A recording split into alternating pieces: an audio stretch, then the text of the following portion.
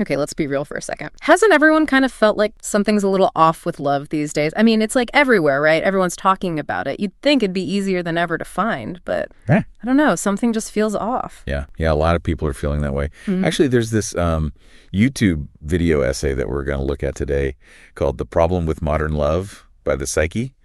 And it gets into like more than just dating problems. It's like this whole crisis we're all having about love today. Oh, yeah. That's exactly why I thought it would be so interesting to dig into. It's like love is more out there, but it's also somehow harder to actually get a hold of. Right. So what we're going to try to do today is figure out why that is. Like, why does this whole crisis even exist? What's different now than it was before?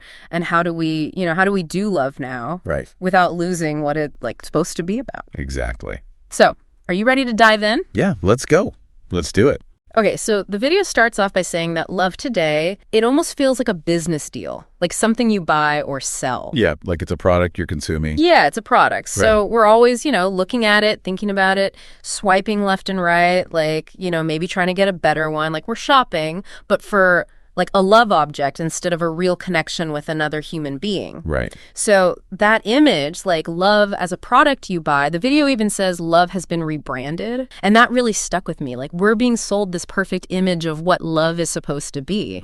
But it's never really like that in real life. No. It's interesting how that ties in with the work of Erich Fromm, the psychologist. Okay, yeah. Because he said that love isn't something you just find it's out there and you bump into it. It's actually a skill you have to build. He even said it's like art. It takes practice and discipline and real effort to get good at it. Okay, so that's a totally different way of thinking about it. So instead of, looking for the perfect person, we should be trying to become better people ourselves and actually learning how to, love better. Right. So what did Fromm say we should actually practice? What are the specifics? Well, Fromm thought there were a few things that were really important for building love as a skill. One of the biggest ones was something he called active giving. And that doesn't just mean giving gifts, Right. It means giving your time, your attention, really caring for someone and understanding them and helping them grow.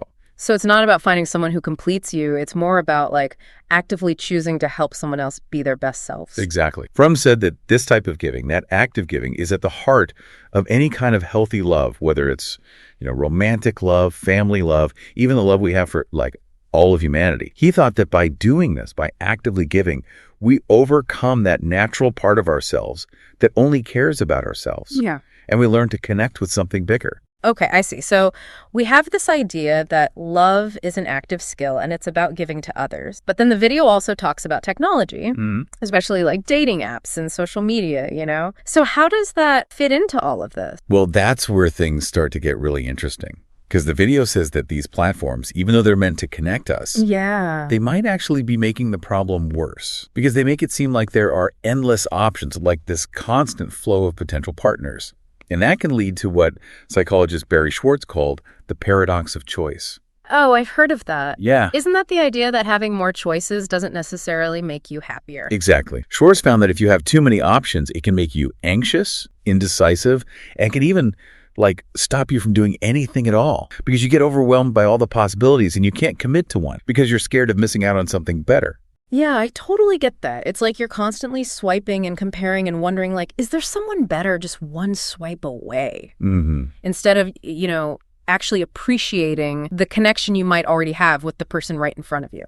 Right. And the video says that this whole mentality feeds right back into that consumer idea of love we were talking about. Right. So it becomes less about truly connecting with someone and more about finding the next best thing, always looking for an upgrade. That's kind of depressing. And it reminds me of, how social media always shows this perfect, idealized version of love, right? It's all grand gestures and picture perfect moments. And it's so easy to start comparing your own relationship to those fake pictures. Right, exactly. Yeah. And that's where the danger is because those curated little snapshots don't show the real work, the vulnerability, the messiness that's in every real relationship. So we've got the consumerism thing, we've got the too many choices thing, and the pressure from these fake online pictures. But the video also mentions another problem, fear of being vulnerable. Right. And this is really important. The video actually says this. It says, technology, even though it promises connection, might actually be making us lonelier. And it all comes back to vulnerability. Okay. To really be intimate with someone, you have to let your guard down. You have to show your true self. And that can feel really scary in a culture that tells you to be strong and independent all the time. That's so true. We're super connected digitally, but often we feel really isolated emotionally. It's almost like we're replacing like real connections with all these surface level ones. And the surface level ones, they don't require any vulnerability. Right, exactly. And the video asks this question: when was the last time you really listened to someone without any distractions, without even thinking about what you're going to say back, just totally present with them in that moment of connection? And it makes you really think about how often we're only half there, even with the people we're closest to. Yeah, I think I do that too sometimes. Okay, so we have this consumer view of love, the too many choices thing, and then being scared to be vulnerable. So is love doomed? Like, where does all this leave us? Well, the video talks about something from sociologist Zygmunt Bauman that might help us understand. He calls it liquid love. Okay, liquid love. I like it. Tell me more. Okay, so Bauman says that the way we do relationships now, it's kind of copying how our whole culture is. Everything is fluid, nothing stays the same. We're quick to connect, but even quicker to break away when things get tough. Right. Or when it's not fun anymore. So instead of thinking about love as something that lasts forever, something you're committed to, it's more like, I don't know, like a quick fling, something you use up and throw away when it's not giving you what you want anymore. Yeah, that's a pretty harsh way to put it, but yeah, that's basically what Bauman is saying. And he thinks this whole thing is connected to the rise of individualism. Like, yeah, individualism is great for personal freedom and figuring yourself out. Yeah. But it can also make it harder to put the we first in a relationship. I can see that. Like, if we're always focused on our own wants and needs, it's hard to really commit to a journey together, to make compromises and sacrifices that you need for a long-term relationship. Right. And that brings us to another thing the video talks about, our culture's like allergy to anything that feels uncomfortable. We live in a world that wants everything to be easy and instant. Yeah. And we don't want anything unpleasant. Right. And that, it spills over into how we do relationships too. So we're like less prepared to deal with the bumps in the road that every relationship has, right? Exactly. The video actually says that we've become almost allergic to discomfort. And we see that in things like ghosting, where people just disappear instead of having a tough conversation. Yeah. It's like we treat relationships like they're disposable. If it's not perfect, we just throw it away and move on to the next thing. The video actually compares it to how we treat technology. Like, if it's not working perfectly, just replace it. And that, of course, is totally the opposite of what it means to build a deep and meaningful connection that lasts. That's a really good point. It makes you think about how much we're obsessed with convenience and instant gratification, and how that might be hurting our ability to really commit to someone and work through the hard stuff that happens in any relationship. Right. It makes you wonder if we're always looking for the easy way out, always looking for something better.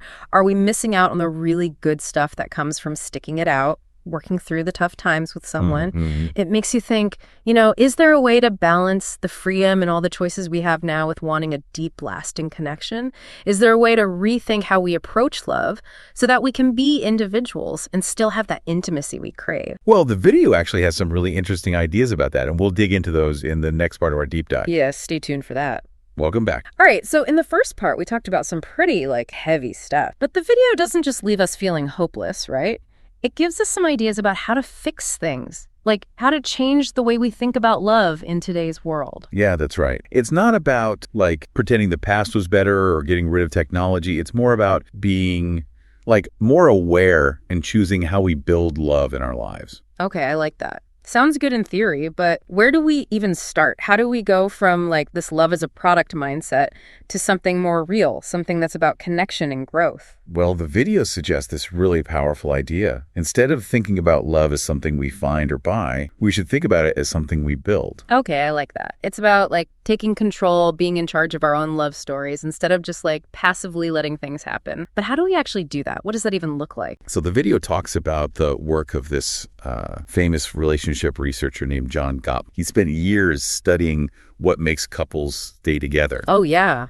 And his findings are really interesting. He found that the couples who are the happiest and most stable, they're not the ones who never fight. They're the ones who know how to fight well. Wait, so is that a good thing? I always thought fighting was a bad sign in a relationship, but you're saying it can be a chance to grow. Exactly. Think about it. When two people come together, they're going to have different opinions, different perspectives, different needs. So conflict is bound to happen. It's just part of the deal. It's how you handle those disagreements that determines whether they tear you apart or bring you closer. So it's not about finding that magical someone who agrees with you about everything. It's about learning how to handle those differences respectfully. That's a great way to put it. Gottman found that the couples who laugh, they're not the ones who never argue, but the ones who have learned how to communicate well and resolve conflicts in a healthy way. They know how to listen to each other, how to say what they need without blaming the other person, and how to find solutions that work for both. That makes sense. So it's about switching from this me versus you thing to a we perspective. Like you're a team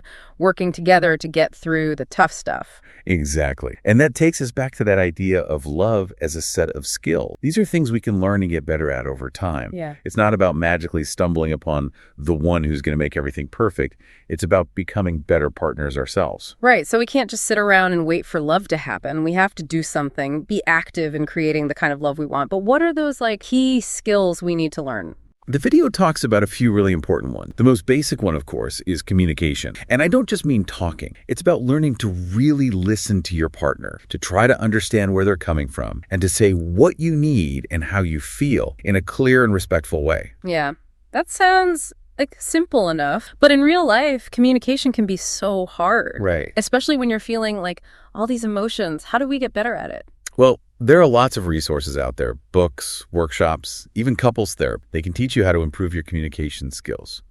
But some basic things to remember are use I statements instead of you statements so you can talk about your feelings without putting the blame on your partner. Another one is active listening. This means you're really focused on understanding what your partner is saying, both the words and their body language, and then you repeat back what you hear to make sure you're both on the same page. Right. So you're creating a space where you both feel safe to be honest and open and not worry about being judged.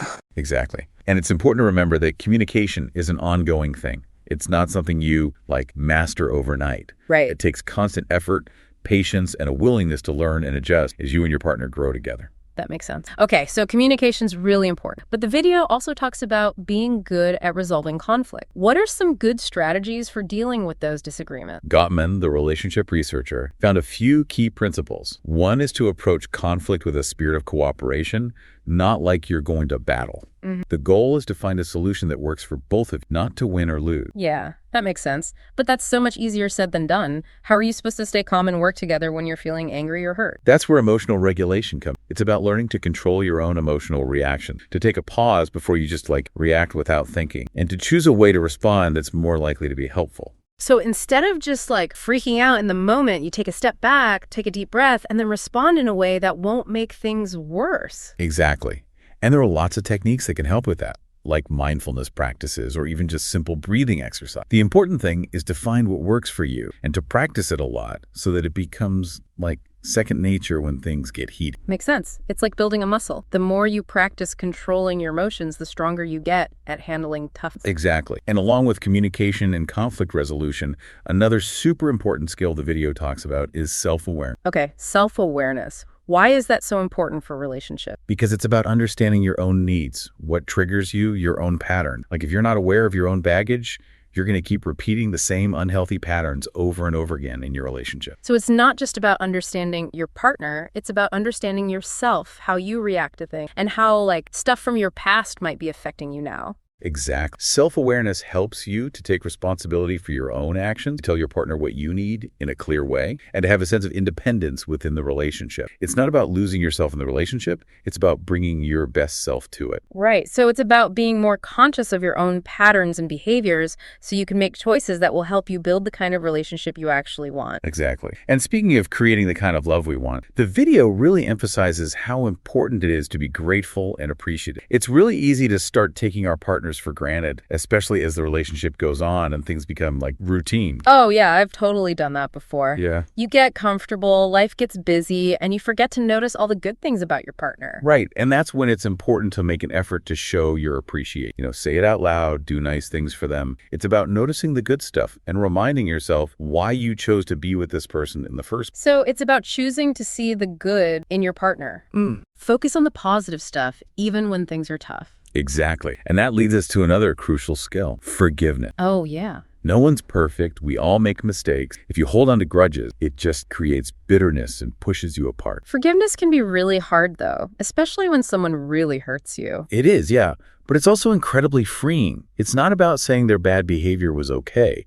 It's about letting go of the anger and resentment. It's about choosing to move on, both for yourself and for the relationship. So forgiveness is really about helping yourself, too, like letting go of all that negative stuff you're carrying around. Exactly. It's about creating a more positive and loving environment, both inside yourself and in the relationship. Wow, we've covered so much. Communication, conflict resolution, handling your emotions, being self-aware, gratitude, forgiveness. It's like we're building this toolkit for healthy love. That's a great way to think about it. And the more we use these tools, the more we practice these skills, the better we'll be at dealing with the challenges that come up in any relationship. And the stronger and more lasting our love will be. Okay, I'm feeling hopeful now. But even if we have all the best intentions and we learn all these skills, relationships can still be messy and complicated. And sometimes, even when you try your hardest, things just don't work out. That's true. And that's actually something we're going to talk about in the last part of our deep dive. How do you know when to keep trying and when to walk away? Stay tuned for that. All right, so we've talked about the tough parts of love today, and we've learned about the skills we need to make relationships last. And now, the big question. Yeah, how do you know when it's time to hang in there and when it's time to, just walk away? Right. It's a question everyone asks themselves, and there's no easy answer. It really is. And it's always that classic battle between your head and your heart. Yeah. Sometimes you just don't know which one to listen to. Okay, so no magic formula, I get it. But, what are some things to think about when you're at that point, that crossroads? Well, the first thing, the most important thing, is to look at how healthy the relationship is. Is there respect there? Are your needs being met? Are you being treated with kindness? Basic decency, even. So if you're constantly feeling disrespected or, things are toxic, if there's any kind of abuse, that's a clear sign to get out. Absolutely. Your safety and well-being are the most important things. Yeah. Never compromise on those, no matter how much you might love the person. Right. That's a hard rule. But what about those relationships that are kind of in between, where there's no obvious abuse, but maybe you're just not happy anymore, or you feel stuck, or you realize you're just not a good match in some fundamental way? Yeah, that's when it gets trickier. You have to figure out if it's just a rough patch, those ups and downs that every couple goes through. Right. Okay. Or if it's something deeper, some basic difference that's probably not going to change. Okay, but how do you tell the difference? Everyone has rough patches. How do you know if it's just a phase or a sign that you're not really meant to? You have to be really honest. Look at the situation. Talk to your partner openly. Have you actually tried to work through things? Are you both willing to put in the effort, to grow together, to compromise, to figure out how to meet each other's needs better? So being willing to actually work on the relationship is important. But what if you've been trying, really trying, and nothing changed? What if you're putting in all the work and your partner is hurt? Then it might be time to think about whether the relationship is actually good for either. Sometimes letting go, even though it's hard, is the healthiest thing you can do for yourself and for the other person. It lets you both move on and maybe find happiness somewhere else. That's tough to hear, but it's true. Sometimes holding on just makes things worse. It's so easy to get caught in that trap of thinking, well, we've been together for so long, we can't give up now. Right. But a lot of times people stay in relationships because they're scared or they feel obligated or they just don't want to change things, even though it's not working anymore. It's important to remember that ending a relationship doesn't mean you failed. It just means you've learned something, you've grown, and now you're ready for something new. Yeah, that's a good way to think about it. It's not about failing. It's about realizing that chapter is over and it's time to start anew. Yeah. Okay, so we've talked about knowing when to walk away. But what about those relationships that are worth fighting for? What advice do you have for couples who want to build that kind of strong, lasting love? It all goes back to those essential skills we talked about before. Communication, conflict resolution, knowing how to handle your emotions, being self-aware, gratitude, and forgiveness. Those are the things that make a relationship strong and healthy. So it's not about finding that perfect person. It's about becoming better partners ourselves. You got it. And that's a journey, It takes a lifetime of growing and learning. It takes effort. It takes choosing to do the work. And it takes showing up for each other, even when it's tough. Yeah, it's like they say, love is a verb. It's not just a feeling. It's something you do. It's a choice you make every single day. That's it. And the more you practice those loving actions, the more you work on those essential skills, the stronger your relationship will become. This whole conversation has been like a light bulb moment for me. We've looked at how complicated love is today, the good and the bad. So what's your last bit of wisdom for our listeners? Here's what I want you to remember. Love is a journey, not a destination. You're going to hit bumps in the road. There will be detours.